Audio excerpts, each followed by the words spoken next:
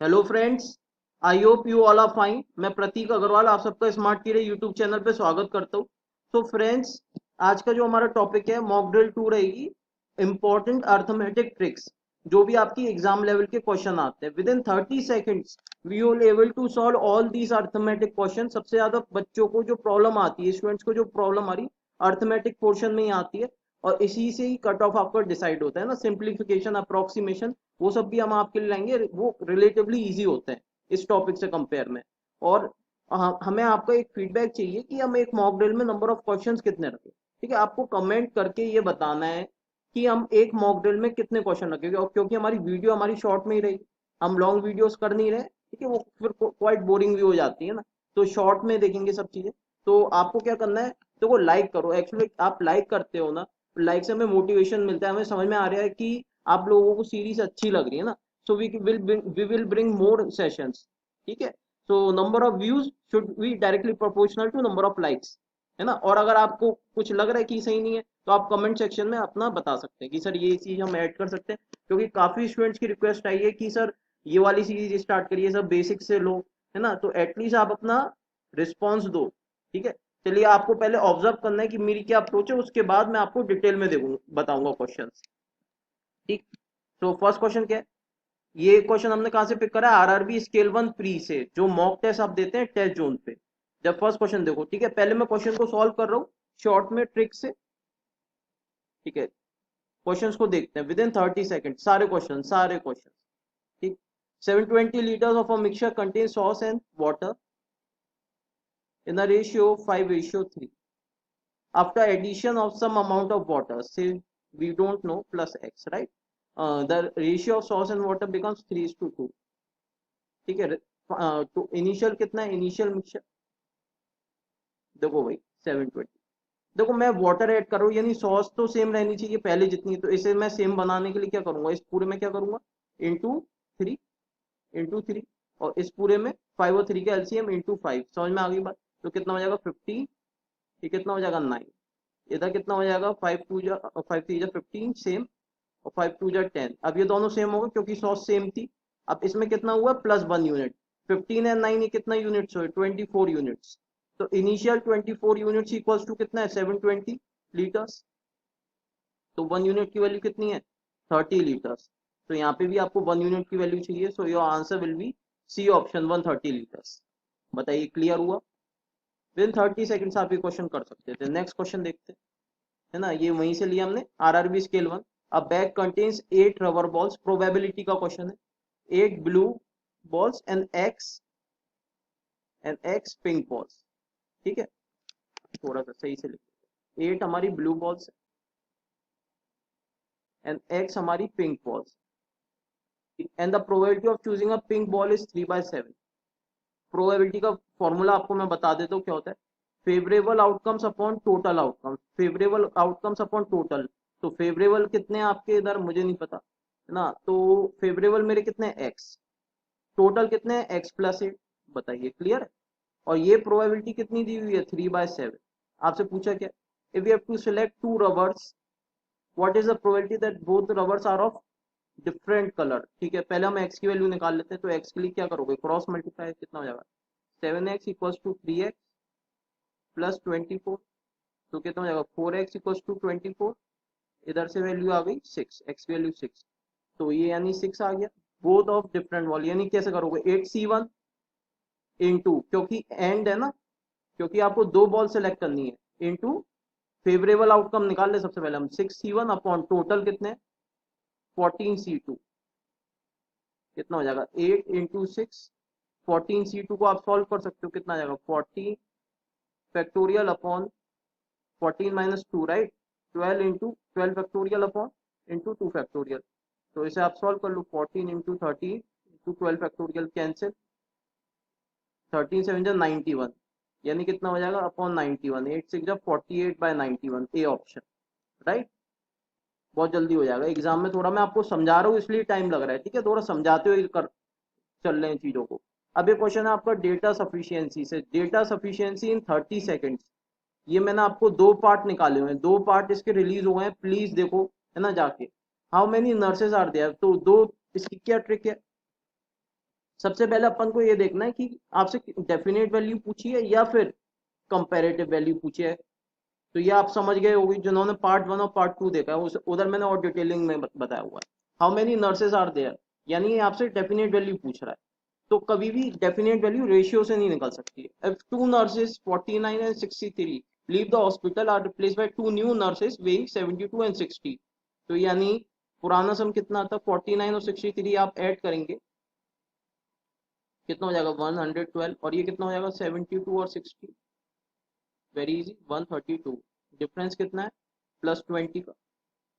And the average of nurses also increase by, तो वो average equals to क्या होता है, मैं आपको शॉर्ट में बता रहा हूँ, मेन मेथड बाद में बता दूंगा इसका बली।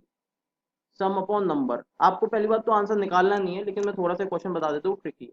सम, अब आपको बताना क्या था, number of nurses, number of nurses कितना होगा, तो वो सम में कितना इंक्रीमेंट हुआ 20 का, एवरेज में कितना इंक्रीमेंट हुआ 0.8 का, तो नंबर भी तो आपको यहाँ यहीं से निकाल सकते हो, समझ रहे हो मेरी बात। कितना हो जाएगा 25 नर्सेस का। और दूसरी बात, इसमें आंसर फाइंड करने की जरूरत नहीं है, आपको बस ये देखना आंसर किस स्टेटमेंट से पॉसिबल है। Average weight of all nurses is 48, तो एवरेज आपने लिख दिया सम अपॉन टोटल, तो इससे तो आंसर पॉसिबल नहीं है, तो इसका आंसर क्या हो जाएगा ऑप्शन ए। ठीक है, ऑप्शन ए। ठीक है, तो क्वेश्चन नंबर 4 देखते हैं नाउ। तो वीडियो को प्लीज लाइक करिए, ठीक है, और जिससे कि ये सेशन आपके लिए रोज ला सके, और कमेंट में एटलीस्ट ये बता दीजिए नंबर ऑफ क्वेश्चंस कितने रखे हमें एक मॉक ड्रिल में, राइट। तो स्टार्ट करते हैं। देखो, the downstream speed of a boatman is 3 times downstream speed, ratio दिया हुआ,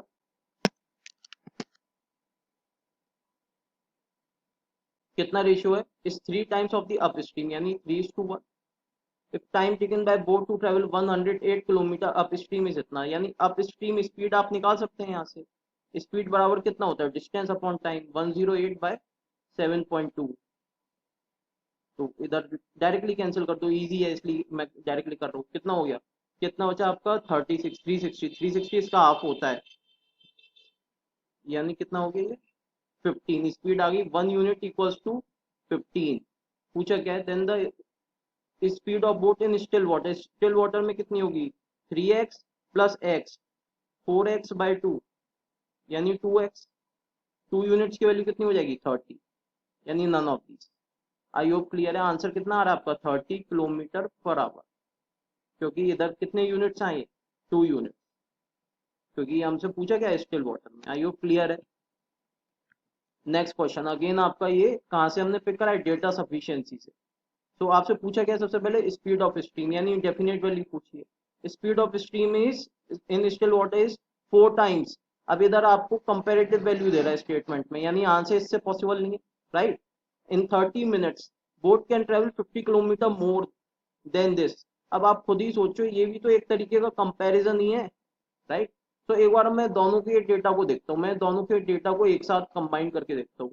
ठीक है, तो डिस्टेंस D1 माइनस D2, दोनों का डिफरेंस कितना है 50 किलोमीटर, समझे। अब डिस्टेंस बराबर क्या होता है, स्पीड इंटू टाइम, टाइम कितना है 30, इसकी स्पीड कितनी हो जाएगी 50 kilometre more with the stream as against the stream, यानी downstream minus upstream, ऐसे समझ लो। तो डाउन स्ट्रीम में स्पीड कितनी हो जाएगी, is 4 times the upstream. Still water की speed is 4 times the speed of stream, यानी कितना, ये 4:1 का, यानी इधर कितना हो जाएगा 4x और 5x, 4x और x। तो डाउन स्ट्रीम स्पीड कितनी हो जाएगी, दोनों को प्लस कर देते हैं 5x, इसे 60 से डिवाइड कर देते हैं आवर में चेंज करने के लिए। इसी तरीके से इधर कितनी हो जाएगी 4x माइनस एक्स 3x, समझ रहे हो। तो कितना हो जाएगा ये हमारा 30/60, यानी 1/2 कॉमन हो गया, तो 5x माइनस 3x यानी 2x इक्वल्स टू 50।